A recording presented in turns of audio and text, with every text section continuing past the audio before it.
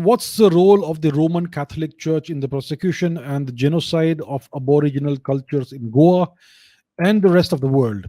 And if Hitler is a bad guy for the genocide of the Jews, why is the Roman Catholic Church never held accountable for the Aboriginal cultural and human genocide it committed all over the world? Very good question. So the answer is very simple. History is written by the winners. So all your history textbooks, all of the analysis that you find from all these so-called scholars and historians and experts and authors and writers, it's all from a Eurocentric perspective. It's all from a Christian perspective, right? And therefore, this genocide, this horrifying genocide that these people perpetrated with the consent, with the blessing of the Catholic Church, etc. It's all white. It's all blanked out. It is not mentioned, and our historians also are under the sway of these people.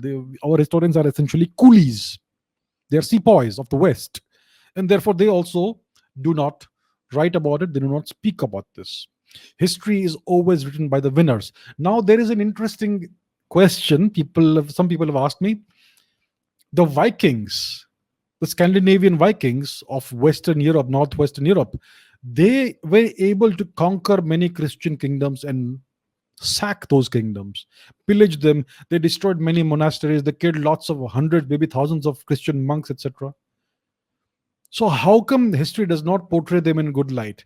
Because if you see the history, the way these people have been depicted in medieval and later European historical accounts, they are portrayed as savages and barbarians. It's only now that Hollywood is making serials about the Vikings. Historically, they have been portrayed as savages, even though they were able to destroy many Christian kingdoms. So, if they won, why are they portrayed in such a manner? And the answer is very simple: because eventually the church won. Eventually, even the Vikings got converted into Christianity. The Scandinavian nations are all Christian. They have all been Christian until recently. So, in the long term, the church won and the Vikings lost. So, even though they had success at the time, they eventually lost. And the people with the pens were all Christian monks.